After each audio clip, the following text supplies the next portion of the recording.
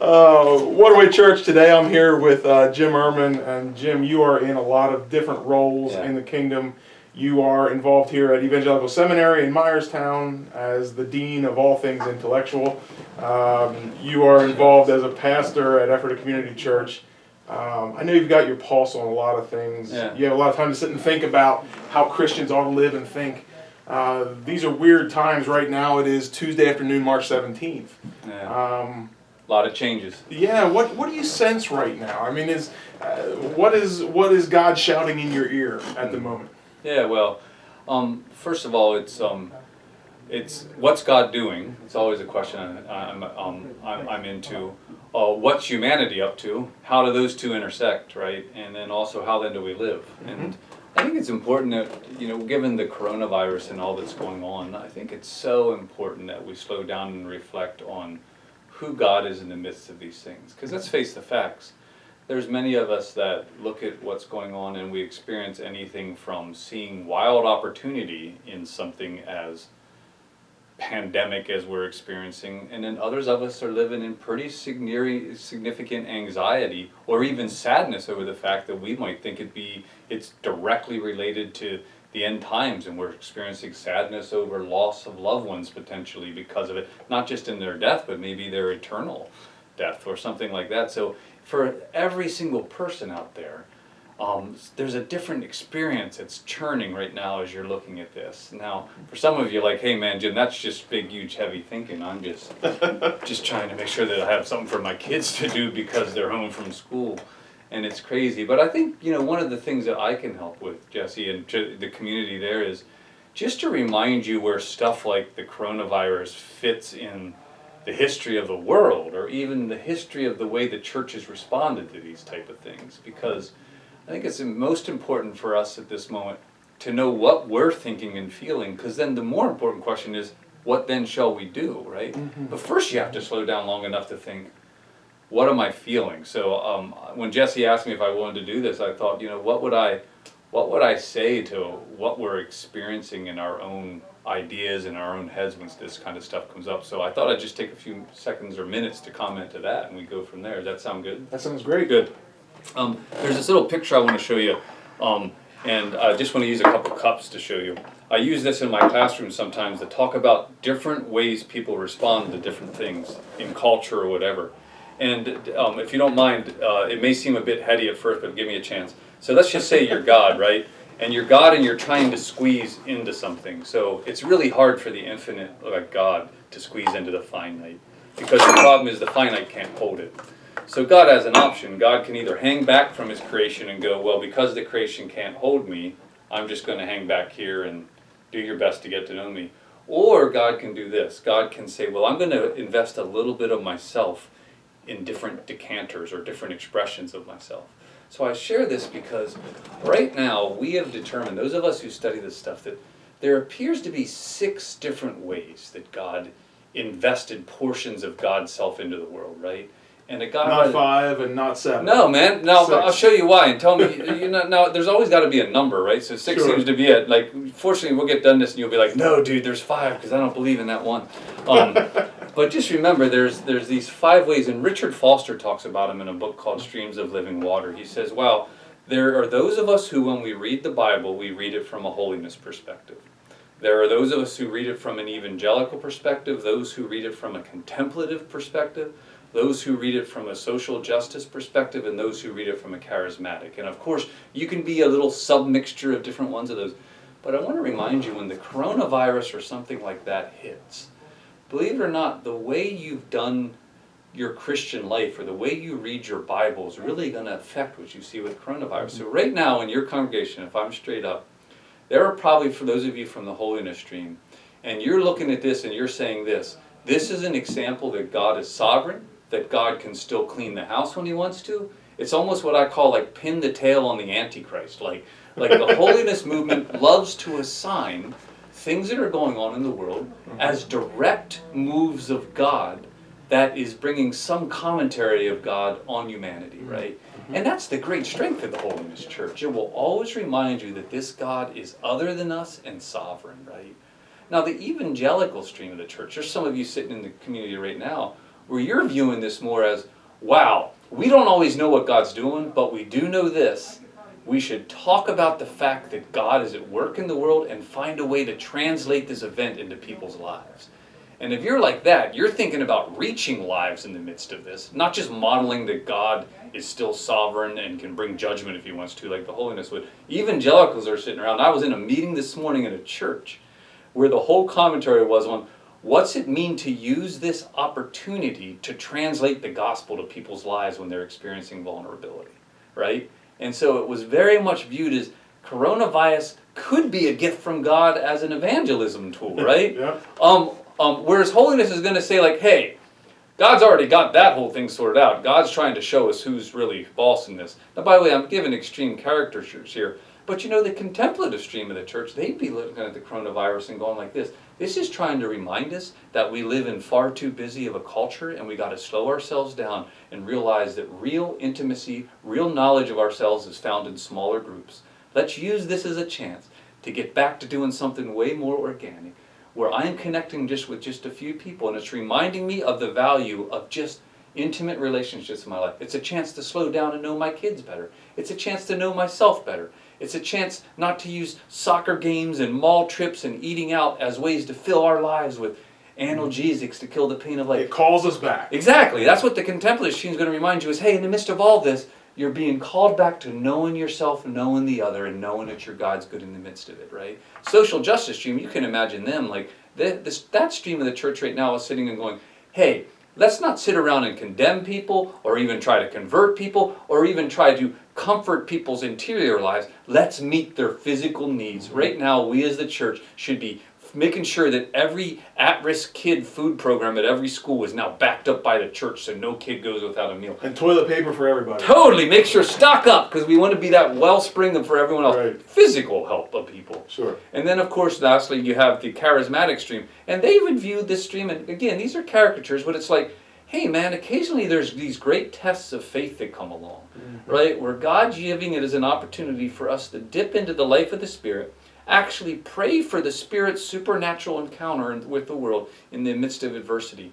And it's a chance to, rather than live in fear, like if you're part of that stream of the church right now, I can guarantee you last week's sermon was against the spirit of fear and what it does to people. Because that's one of the great gifts of that stream of the church is an understanding of joy and perspective based on a life of radical faith toward God. And so I just want to remind us all, man, whatever's going on in your heart and mind right now, it's okay. Don't get me wrong, like, so I'm not talking about sin or anything like that, or extreme anxiety, or extreme fear, or extreme condemnation. But there's different ones of us in our community that are reading through this, because when God puts a community together, God puts the different representatives of those 5 streams in a community. That's why I respect pastors so much, because it's their job to steward that hot mess. But I do know this, that you're probably thinking something about what's going on with this virus, or even what we should be as a people, and that's the real big question next, right, is how then do we live in light of this? But I just wanted to pause a little bit, being a teacher, you know, if you think about the different gifts God's given the church, it's my job to slow us down sometimes and just think, why are we even thinking and feeling maybe the way we are? But this would be 5 ways that you could hold up and even see your response to this crisis that we're facing as a community and a people. But now you did touch on it and kind of foreshadowed there a little bit. There is the next question of, okay, this is how we can think about it. Now what do we do about it? Right, you know, right. And I think probably a lot of us understand that the crisis is coming sometime. We would say maybe soon, but we don't know when. Sometimes we live as if there's a sense of urgency. Sometimes we just kind of go with the flow. This whole deal has a lot of people's attention right now, That's Christian right. and not. That's right.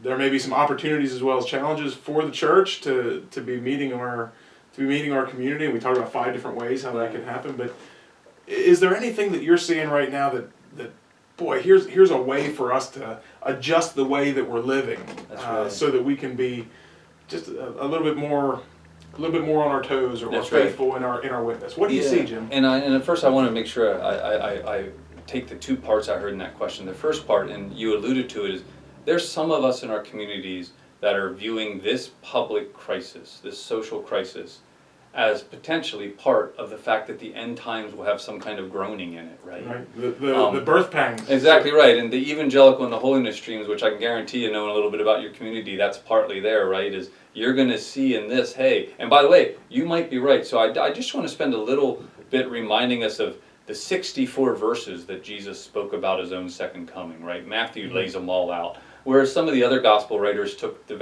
parable of the virgins and trimming their lamps, or took the parable of the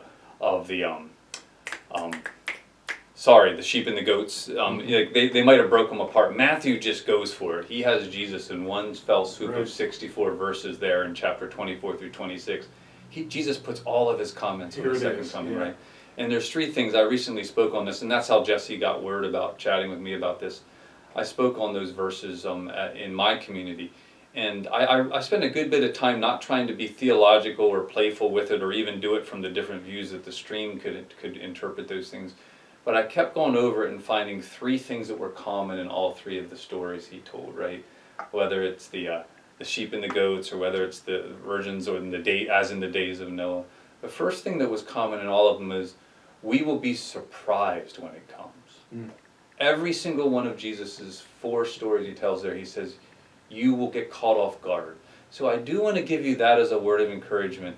Be careful not to start to think that there's going to be some obvious things that go on that are absolutely discernible. Oh, here it is. Right. It's not packaged, and we don't want to do pin the tail on the apocalypse here. So I will remind you, Jesus says this, even the faithful will get caught off guard. Right? And that's common. The second thing that was common is every one of them had some kind of reckoning. And there's something I do want to remind us. Jesus' second coming, he will be coming, and he will come with an air of disappointment over something we weren't doing, right? Like all of those had like, hey, why didn't you have enough oil? Hey, why weren't you prepared? Hey, why are you being a goat instead of a sheep? Exactly. Why are you feeding me? There's something like, hey, I have a rightful expectation of certain behavior, but I'll remind you the third thing that was common in all 64 of that verses. He never expresses disappointment over your sins. He expresses disappointment over the fact that you were meant to be more than you were being, but instead you buried your talent.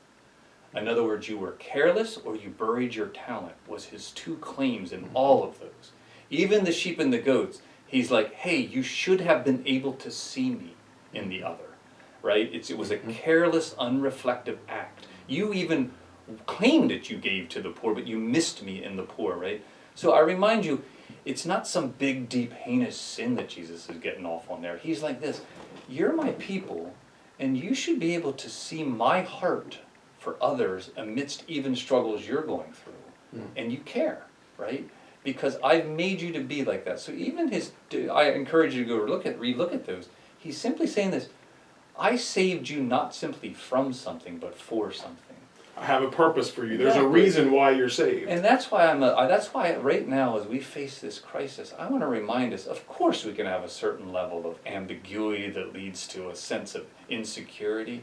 But at the end of the day, we should be able to be the people who turn to the Spirit and say, even though we don't fully understand, how can we be light and life and love wherever we go?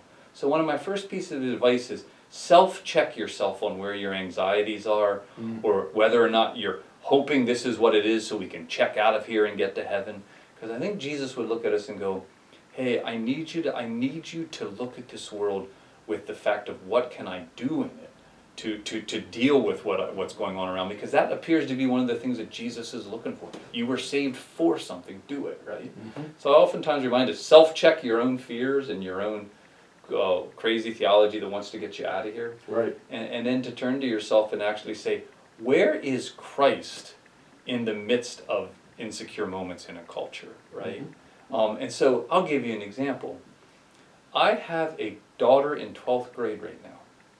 It took me 3 days to figure out that the reason she was crying every night is because something in her spirit's telling her that she's getting stolen from her the best months of 12 years of schooling. I mean, she's a senior. She had all the exciting things lined up of what seniors do. And she hasn't gotten word yet, but my daughter, I can sense building in her, is a deep sense of loss over being robbed of something. No one's fault. Right. So there is what I'm saying, like, can we slow down enough and get out of our radical insecurities and stuff to look at the people on the margins that are getting most hurt by this? And I'm not just talking food access or something like that. There's people experiencing emotional crisis and struggle through this, and we should be the people secure enough to slow down and go, who are on the margins that are most insecure when it comes to these times of social unrest or cultural unrest, right? So this is probably stuff you're hearing everywhere, but I say this, like, now's our chance to think about the vulnerabilities of others and step into that space. Now, I'll give you a hint. I'm an evangelical. When I look at a coronavirus thing, I'm like, man, this is difficult, but I have enough charismatic in me to believe in faith. I'm going to be able to walk through this thing. But how can I now translate this scenario to get to people's hearts and souls? Mm-hmm. And so you're going to hear that as my perspective. Where a social justice person might be sitting here and going, best thing we can do, help with the food gap that's going to happen mm-hmm. for disenfranchised people, right? Mm-hmm. Holiness people are going to be like, let's get our solid teachings on the ways of God in the sovereignty of God in light of struggles. And I respect all this. So for me, you're going to hear this, man. Walk in confidence and faith. Secondly, try to find the people who are struggling on the margins, minister to them, and try to show them there's life beyond the things they're experiencing fear and anxiety over. So, hey, that's a good word. Thanks so much, dude. It's just where I'm at in the midst of this. Thanks for giving me a chance to share with the community. Thanks for sharing. Yeah. All right, Waterway Church. We'll see you next time. Take care, people.